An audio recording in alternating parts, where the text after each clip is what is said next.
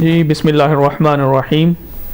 नाजरीन, आप देख रहे हैं programme UK immigration laws with Zahid Chaudhry GMC network पर। ये प्रोग्राम हर थर्सडे को यूके के मुकामी वक्त 6 बजे के लगभग आप लोगों की खिदमत में पेश करता हूँ।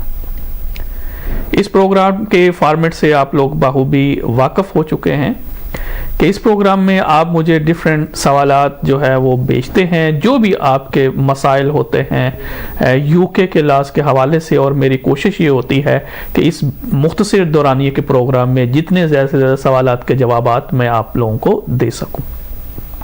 यह आप लोगों का प्रोग्राम है, आप लोगों के सवालात की रोशनी में तरतीब देता हूं, इसलिए उम्मीद करता हूं कि आप लोग इससे भरपूर फ़ायदा उठा रहे हैं। प्रोग्राम शुरू करने से पहले जिस तरह से मैं अक्सर ये कहा करता हूं कि जी, जिन लोगों ने अभी तक मेरा ZMC TV YouTube channel subscribe नहीं किया, वो अगर इस चैनल को सब्सक्राइब कर लें तो उससे ये है कि एक तो ये है कि मेरी आने वाली तमाम जो लेटेस्ट वीडियो होंगी वो आप लोगों तक पहुंच जाएंगी, और दूसरा ये है कि अगर आपका किसी दोस्त, भाई, बहन, किसी को भी किसी इंफॉर्मेशन की ज़रूरत हो तो आप उनके साथ शेयर कर सकते हैं। तो ये सारी इंफॉर्मेशन जो है वो फ्री ऑफ चार्ज एक क्लिक के ऊपर आप लोगों के पास मौजूद होगी। आपका यूके में इमिग्रेशन के हवाले से, नेशनैलिटी लॉज के हवाले से, असाइलम लॉज के हवाले से, फैमिली लॉज जिसमें डिवोर्स है, बच्चों के कॉन्ट्रैक्ट ऑर्डर्स हैं, रेजिडेंशियल ऑर्डर हैं, और भी जो मामलात हैं, इसी तरीके से विल्स एंड प्रोबेट्स जो हैं, यानी यूके के किसी भी लॉ के हवाले से कोई भी आपके जहन में सवाल हो तो please feel free to ask. अच्छा, first so I will start with my first question because last week a few people just approached me and they said, look, we want you to also explain in English language so we can also understand about important issues which you discuss in your program. So first in English, then Urdu, and then other languages if you prefer this one. So first question is about any update on UK's government plan to remove new asylum seeker to Rwanda. In my previous program I explained fully that what is government actually planning to do with asylum seekers who came in this country in January 2022 by illegal means. Illegal means mean through boats, lorries, back of lorries, and any other means. So now the Home Office has planned that they will be relocated to Rwanda and their asylum claim will be concluded in Rwanda. So now update, what is update? Update is that now Home Office has started implementing this scheme. Initially they have now issues notice of intent to 50 asylum seekers, requesting them to look, you have 2 weeks, 14 days to give us a reason that why you should not be removed to Rwanda. So these claimants, they do have 14 days to give reason, all reason that why they should not be removed or relocate to Rwanda. So this is an update on this issue that now the government has issued notice of intent. So again, if any viewers, any listeners has received such kind of notice from Home Office and want assistance, my assistance in this matter, so I'm always available for all immigrants. Obviously, as a lawyer, this is my job to protect your best interest within legal framework. So anyone who wants my assistance in this matter, if they have received notice of intent that Home Office wants them to be relocated in Rwanda, so they can, if they want, you can contact me. You can see my contact details on your screen.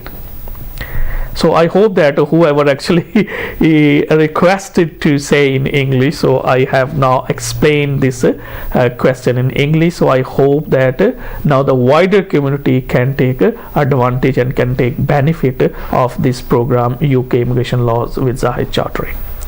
अब जो लोग English उनकी first language नहीं है, उनके लिए मैं अब ज़रा ये दोबारा से रिपीट कर देता हूँ कि देखिए, पिछले अपने मैंने प्रोग्राम में, अगर आपको पिछला प्रोग्राम नहीं आप सुन सके तो अगेन आप अगर YouTube ZMC TV पे जाएंगे तो वहाँ पे ये रवांडा के ऊपर पूरा प्रोग्राम जो है वो मैंने किया है। आज सिर्फ मैं इसके ऊपर ये जो थोड़ी सी अपडेट है वो मैं दे रहा हूँ, ठीक है, ताकि बाकी सवालात जो है उनको भी इस प्रोग्राम में अब शामिल किया जा सके। तो अब होम ऑफिस ने ये किया है कि 50 के लगभग लोग जो हैं उनको नोटिस ऑफ इंटेंट, इसका मतलब ये है कि हमारी ये इंटेंशन है, ये एक नोटिस हम आपको दे रहे हैं कि हमारी ये इंटेंशन है कि हम आपको जो है वो रवांडा में रिलोकेट कर रहे हैं। तो ये फिर उसमें होम ऑफिस ने कहा है कि आपके पास 14 डेज यानी 2 वीक्स आपके पास टाइम है कि आप हमें एक प्रेजेंटेशन दें कि वो तमाम रीज़न हमें बताएं कि जो आप समझते हैं कि आपको यूके में ही आपका केस जो है उसको सुना जाए और उसको कंक्लूड किया जाए और आपको रवांडा में ना भेजा जाए, ठीक है। लिहाजा ये अब आप में से अगर किसी जो प्रोग्राम देख रहे हैं, सुन रहे हैं, अगर आप में से किसी को वो नोटिस आया है और उसमें आपको मेरी रहनुमाई चाहिए, असिस्टेंस चाहिए, तो please feel free to contact me. मेरी जो कांटेक्ट डिटेल्स हैं वो आपको स्क्रीन पे आ रही होती हैं, तो आप वहाँ से ले सकते हैं। अदरवाइज़ आप अगर ZMC TV YouTube पे चले जाएं, फेसबुक पे चले जाएं, ट्विटर पे चले जाएं, तो हर जगह पे ZMC ZMC के नाम से मैं जो प्रोग्राम करता हूं उसमें ये जो कॉन्टैक्ट डिटेल है वो मौजूद होती हैं। तो आई होप कि आप ये देखें, मेरा अपना अगर आप एज अ लॉयर मुझसे पूछे तो मैं ये स्टिल समझता हूं कि इन्होंने शुरू तो कर दिया, तो बट ऑब्वियसली इसके ऊपर जो है वो लंबी लीगल फाइट जो है वो हो सकती है। किस तरह से? ऑब्वियसली एक तो पहले ये उन्होंने कहा कि चाहिए आप हमें बताएं कि जी वो तमाम रीजन के आपको रवांडा क्यों ना भेजा जाए। तो then obviously if Home Office maintain their decision, so then obviously still you can challenge their decision, because that will not be an immigration decision, so there will be no right of appeal, I suggest.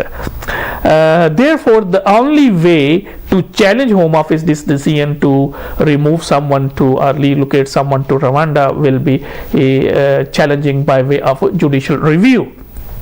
So obviously that is your right. If you think that public body, Home Office is a public body, and obviously Home Office अगर ये समझता है कि आप ये समझते हैं कि ये उनका जो स्टेप है ये contrary to the jurisprudence of law है, तो आप obviously उसको by way of judicial review challenge कर सकते हैं। तो ये एक अपडेट थी जो मैंने आप लोगों को बता दिया है। फिर भी आपको इस इशू के ऊपर आपके जहन में कोई सवाल हो तो please feel free to ask me. तो मेरे ख्याल में अब ये बात क्लैरिफाई हो गई है। अब चलते हैं जी अगले सवाल की तरफ। ये अगला सवाल किसी ने पूछा है जी, अपने बच्चे के बर्थ सर्टिफिकेट में चेंज करना चाहता हूं तो उसका प्रोसीजर क्या है और किस तरह से ये होगा। तो देखें, ये इम्पॉर्टेंट क्वेश्चन है। सम टाइम ऐसा हो जाता है कि बच्चे का जो बर्थ सर्टिफिकेट है उसमें आपने कोई चेंजिंग्स करनी है या कोई चीज़ ऐड करनी है या निकालनी है, तो उसका तरीकाकार जो है वो क्या होना चाहिए। तो देखें, पहली बात तो ये है कि आपको वो रजिस्टर ऑफिस जहाँ पे आपके बच्चे की पैदाइश रजिस्टर है, आपको उन्हीं को कांटेक्ट करना पड़ेगा। ठीक है जी। फिर आप जब उनसे कांटेक्ट करेंगे तो फिर आप उनको बताएंगे कि आप कौन सी, क्योंकि वहां पे फिर डिफरेंट फॉर्म्स हैं, यानी डिफरेंट चेंजिंग्स के लिए डिफरेंट फॉर्म्स होंगे, तो उसमें फिर आप उनको बताएंगे कि आप क्या करना चाहते हैं। ठीक है, तो ऐसी सूरत हाल में वो फिर आप फॉर्म जो है, ऑनलाइन फॉर्म जो है वो अवेलेबल होगा, तो आप वो फिल करके, तो उनकी फीस जो है वो मेरे ख्याल में 70 पाउंड से लेके 90 पाउंड के लगभग, different, it will depends on form के कौन सा फॉर्म आप इस्तेमाल कर रहे हैं, तो वो आप जो है वो उसके ऊपर उनको भेजेंगे। तो इसमें फिर जैसे मसलन सपोज करें कि बच्चे का जो फादर है उसका नाम आप समझते हैं कि ये रॉन्गली उसमें मेंशन हो गया हुआ है और वो बंदा जो है वो बायोलॉजिकल फादर नहीं है, तो ऑब्वियसली आप जो है रजिस्टर ऑफिस में वो एक एप्लीकेशन जो है वो देंगे फॉर्म के ऊपर, और उसके साथ फिर ऑब्वियसली आपको वो एविडेंस देनी पड़ेगी। आपको एविडेंस देनी है कि why you want to change this. ठीक है, तो वो उसके ऊपर ऑब्वियसली अगर आप वो नाम हटा के किसी दूसरे का नाम ऐड करना चाहते हैं तो फिर ऑब्वियसली आपको वो मोस्ट लाइकली डीएनए रिपोर्ट या हॉस्पिटल रिपोर्ट या डॉक्टर की कंफर्मेशन है या इस तरह के कोई एविडेंस जो है वो आप उनको जो है वो देंगे। तो उसमें अगेन ये है कि रजिस्टर ऑफिस जो है वो असेस करेगा आपकी एप्लीकेशन को। पॉसिबिलिटी हो सकती है कि अगर वो आपके एविडेंस से सेटिस्फाई नहीं है तो वो आपको इंटरव्यू के लिए भी कॉल कर सकते हैं। तो obviously if register office is satisfied with your evidence, तो वो फिर क्या करेंगे, उसके अंदर जो है वो जो उसका बॉर्डर होगा उसके ऊपर वो अमेंडमेंट लगाई जाती है। ठीक है, यानी वो कोई नया बर्थ सर्टिफिकेट इशू नहीं होता, लेकिन उसमें अमेंडमेंट जो होती है रजिस्टर के अंदर वो उसमें लिख दी जाती है कि जी इस डेट से इसके बर्थ सर्टिफिकेट के अंदर ये चेंजिंग्स जो है वो की गई हैं, और वो फिर रिफ्लेक्ट करती हैं बर्थ सर्टिफिकेट। वो भी जो पूरे वाला बर्थ सर्टिफिकेट होता है, फुल बर्थ सर्टिफिकेट जो होता है, जो छोटे वाला बर्थ सर्टिफिकेट होता है उसके ऊपर ये इंडोज नहीं होती, ये जो चेंजिंग्स होती हैं। ठीक है, इसी तरीके से देखें बहुत सारे, जैसे मैंने कहा कि बहुत सारी चीजें जो हो सकती है, एक फादर की एक मैंने एग्जांपल की। अब इस सूरत हाल में देखें अगर आपने अपना जेंडर चेंज किया है, ठीक है, तो उसके लिए भी आप चेंज करना चाहते हैं, तो उस सूरत हाल में आपको नए जेंडर के साथ नया बर्थ सर्टिफिकेट जो है वो आपको इशू करेगा रजिस्टर ऑफिस जो है। ये अगेन डिपेंड करेगा कि कौन सी एविडेंस जो है वो आपने, और होम ऑफिस का रजिस्टर ऑफिस का सेटिस्फाइड होना बहुत ज़रूरी है। अगर वो सेटिस्फाइड नहीं होंगे तो ऑब्वियसली वो आपकी दिस एप्लीकेशन जो है वो उसको रिफ्यूज़ कर सकते हैं। एक जो इसमें बड़ी इंपॉर्टेंट चीज है वो आपने अपने जहन में रखनी है कि देखिए सम टाइम अगर वो सेटिस्फाई नहीं है तो वो ये भी कह सकते हैं जी अच्छा जी एक आप स्टैट्यूटरी डिक्लेरेशन दें। ठीक है जी, वो स्टैट्यूटरी डिक्लेरेशन जो है वो क्योंकि एक लीगल डॉक्यूमेंट होता है, और फिर अगर आप उसमें सही बात नहीं करके तो उसके फिर कॉन्सिक्वेंसेस होते हैं। वैसे भी अगर आप रजिस्टर ऑफिस को कोई फॉल्स इंफॉर्मेशन जो है वो प्रोवाइड करते हैं तो it may constitute criminal offence, जिसमें आपको फाइन भी हो सकता है और इम्प्रिजनमेंट जो है वो भी हो सकती है। इसलिए आपने जेन्युइनली अगर आपने देखे जो लॉ होता है वो आपको जरूर रास्ता बताता है। अगर आपकी जेन्युइन प्रॉब्लम है और आप उसको करेक्शन करना चाहते हैं तो लॉ में मौजूद आ गया जी, ठीक है आप बताएं जी आके और फॉर्म फिल करें, फीस जमा कराएं, और फिर आप होम ऑफिस उसको रजिस्टर ऑफिस को बता दें तो वो उसको कर देगा। ठीक है, यानी फादर का नाम निकालना है, फादर का नाम डालना है आपने, और कोई ऐसी जो चीज़ आप समझते हैं कि वहाँ पे करेक्ट नहीं है वो करेक्ट करानी है। इस तरीके से जेंडर आपने चेंज कर लिया तो उसमें आपने चेंज करना है, तो ये सारी चीज़ें जो है वो पॉसिबल हो सकती हैं। ये मैंने जैसे आपको जो है वो I hope I answer this question. अच्छा, अब नेक्स्ट क्वेश्चन जो है वो ये है जी कि ये 7 ईयर रेजिडेंसी के ऊपर जो नया लॉ है जो कि अब 20 जून से इम्प्लीमेंट होंगे, तो उसका जो है वो क्या है, इसके ऊपर मेरे ख्याल में एक आध दफ़ा पहले भी मैंने ब्रीफली बात की है। क्योंकि ये जो प्राइवेट लाइफ की सारी जो कार्रवाई होती थी होम ऑफिस में, वो इमिग्रेशन रूल 276 ADE के तहत होती थी, जिसको हम कहते थे को 7 ईयर्स, अगर आप 18 साल से है तो 7 ईयर की रेजिडेंसी है, फिर 18 से 25 के दरमियान में है तो हाफ अ लाइफ है, फिर 20 ईयर्स है। अब ये जो नई लेजिस्लेशन आई है, इसके तहत ये जो 276 AD पैराग्राफ है इमिग्रेशन रूल्स का, ये ख़त्म कर दिया गया है और इसकी जगह से एक नया अपेंडिक्स जो है, जिसको अपेंडिक्स प्राइवेट लाइफ का नाम दिया गया है, वो इंट्रोड्यूस कराया गया है। अच्छा, पहले क्योंकि इन्होंने कहा कि नया क्या अब सिस्टम है, तो अब देखें पहले जब भी कोई बंदा जो है वो अप्लाई करता था प्राइवेट लाइफ के रूट में अंडर 276 AD, अगर वो बच्चा है और उसने अगर यूके के अंदर 7 ईयर्स जो है वो पूरे कर लिए हैं, तो वो अप्लाई करता था कि जी मुझे वीज़ा दिया जाए, और उसके फिर पेरेंट्स भी साथ उसके और दूसरे सिबलिंग भी कर लेते थे, तो वो फिर ऑब्वियसली उनको इसमें जो है वो लीव टू रिमेन मिल जाती थी, लेकिन उनको 10 साल के रूट पे लगाया जाता था।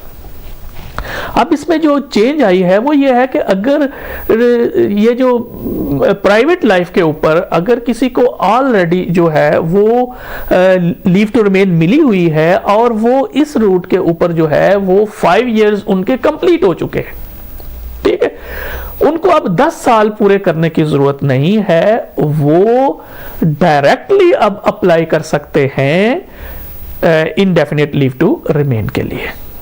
ठीक है जी, तो ये एक बड़ी इंपॉर्टेंट चेंज है, क्योंकि उसमें बड़ा मसाइल आ रहे थे कि बच्चों को यूनिवर्सिटी के जब दाखिला लेने के लिए जाते थे वहां मसाइल हो रहे थे, फिर जब वो स्टूडेंट लोन के लिए अप्लाई कर रहे थे तो वहां पे बड़े मसाइल हो रहे। तो मैं अप्रिशिएट करता हूं कि ये इन्होंने एक बेहतर स्टेप जो है वो लिया है कि अगर आपने 5 साल जो है वो पूरे कर लिए हैं प्राइवेट लाइफ के ऊपर उस बच्चे ने, तो ऐसे सूरत हाल में वो जो है वो इनडेफिनेट लीव टू रिमेन के लिए अप्लाई करेगा। ठीक है जी, इसी तरीके से अगर कोई ऐसा एप्लीकेंट है जिसने अपनी जिंदगी के, यानी अगर वो 18 से 24 साल के दरमियान में है और उसने आधी जिंदगी जो है वो यहाँ गुजारी है और वो इसके ऊपर 5 ईयर से है, तो उसको भी बाकी 5 ईयर्स जो है वो इंतजार करने की जरूरत नहीं है, वो भी अब 5 साल के बाद जो है वो इनडेफिनेट लीव टू रिमेन के लिए अप्लाई कर सकता है। ठीक है जी, एक इसमें जो इंपॉर्टेंट चीज है कि वो बच्चे जो कि यहाँ पैदा हुए हैं, वो बच्चे, फिर जरा गौर से सुन लीजिएगा, वो बच्चे जो यहाँ पैदा हुए हैं और उन्होंने जो है वो 7 साल अपनी जो लाइफ है यहाँ गुजार लिए हैं, तो वो डायरेक्टली भी इनडेफिनेट लीव टू रिमेन के लिए यानी ILR के लिए अप्लाई कर सकते हैं। उनको पहले 2.5 साल के लिए करने की ज़रूरत नहीं है। वो अगर समझते हैं कि 7 साल उनके पूरी रेजिडेंसी हो गई है और वो बॉर्न इस कंट्री में हुए हैं, तो वो क्या करेंगे, वो directly indefinite leave to remain के लिए अप्लाई करेंगे। क्योंकि ये एक नया लॉ है जो कि मैंने आपको बताया है कि लागू होगा इंशाल्लाह 20 जून से। मोस्टली क्योंकि ये बहुत बड़ा डॉक्यूमेंट था, ओवर 200 पेजेस, तो उसमें से फिर उसकी इम्प्लीमेंटेशन की डेट्स जो है वो भी डिफरेंट हैं। तो ये जो डेट मैंने आपको बताई है ये इसके लिए है, जो ILR के लिए, इंडेफिनेट लीव टू रिमेन के लिए। आई अंडर होप कि मैंने इस सवाल का जवाब जो है वो भी एहसन तरीके से दे दिया है। Now we move to another question. वो कहते हैं जी कि पाकिस्तान से मैरिज करके स्पाउस वीज़े पे यहाँ पे आए हैं और लेकिन मैरिज जो है वो यहाँ पे हमने रजिस्टर नहीं कराई, तो क्या अब मुझे यहाँ पे डिवोर्स की ज़रूरत है अगर मैं अपने स्पाउस से अलहदा होना चाहता हूँ? इम्पॉर्टेंट क्वेश्चन है जी, ये बहुत दफ़ा आया है और बहुत दफ़ा इसका जवाब भी दिया है, लेकिन आप लोगों का प्रोग्राम है इसलिए सवाल आता है तो उसका फिर जवाब मैं समझता हूँ देना ज़रूरी है, क्योंकि लोग पूछते हैं, लोग देख रहे होते हैं प्रोग्राम। देखें, जो पाकिस्तान के अंदर जो शादी होती है वो एक लॉ के तहत होती है, एक लेजिस्लेशन के तहत शादी होती है, और क्योंकि वो एक लीगल डॉक्यूमेंट है और वो फिर यूके के अंदर रिकॉग्नाइज्ड है, यानी जब आपने स्पाउस वीजा के लिए एप्लीकेशन की और उसके साथ आपने मैरिज सर्टिफिकेट लगाया, अब क्योंकि वो डॉक्यूमेंट रिकॉग्नाइज्ड करके इसलिए आपको स्पाउस वीजा जो है वो दिया गया है। ठीक है जी, इसलिए आपको उसको वापस यूके में आके दोबारा उसको रजिस्ट्रेशन की जरूरत नहीं है। ये अक्सर लोगों में ये कंफ्यूजन हो जाती है कि जी हमने क्योंकि यहां पे रजिस्टर नहीं करवाई थी अपनी मैरिज तो इसलिए हमें शायद डिवोर्स की जरूरत नहीं है। नहीं, मैं अब अगर इसको जनरलाइज थोड़ा कर दूं कि आपकी अगर मैरिज किसी भी कंट्री में है, not only in Pakistan, in any country, अगर वो जो मैरिज है आपके अपने कंट्री में जो है रिकॉग्नाइज है, तो फिर वो यहां पे यूके में रिकॉग्नाइज्ड होगी। और अब अगर आप इस मैरिज से निकलना चाहते हैं तो उसके लिए आपका कानूनी तौर पर जो है वो मैरिज को ख़त्म करना ज़रूरी है।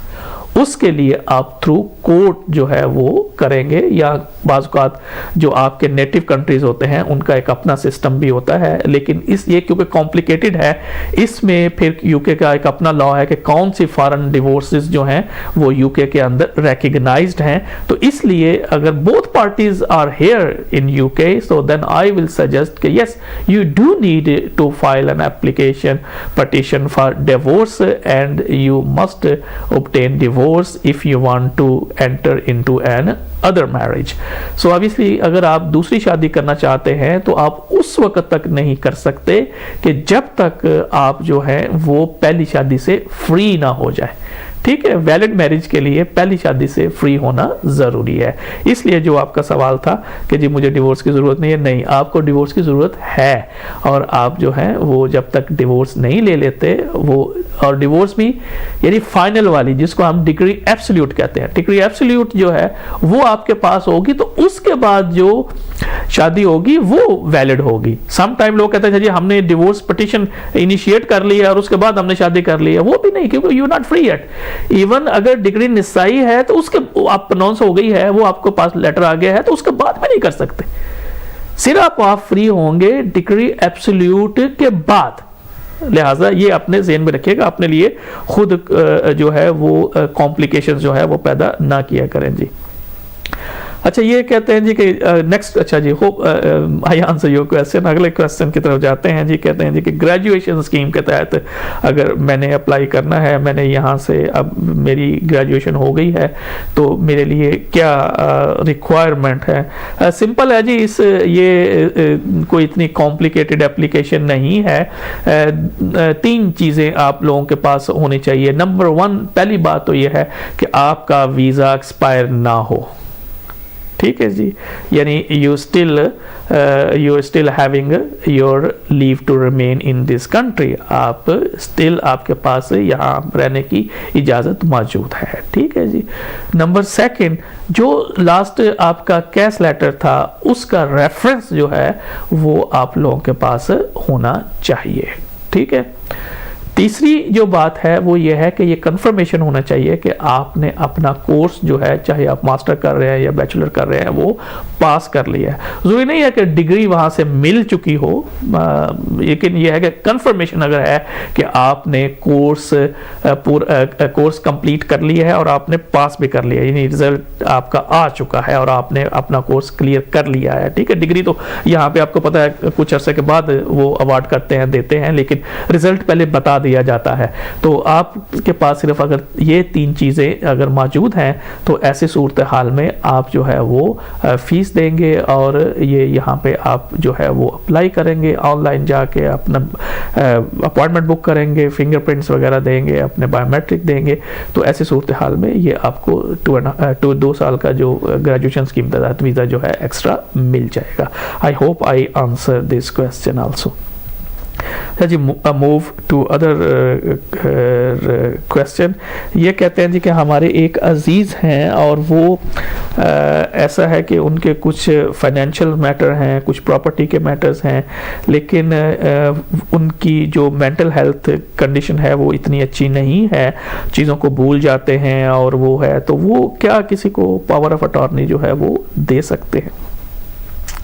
देखें, जो जर्नल पावर ऑफ अटॉर्नी बनती है वो तो सिर्फ उसी सूरत पे बनती है जब तक कि उस बंदे के पास मेंटल कैपेसिटी जो है वो मौजूद हो।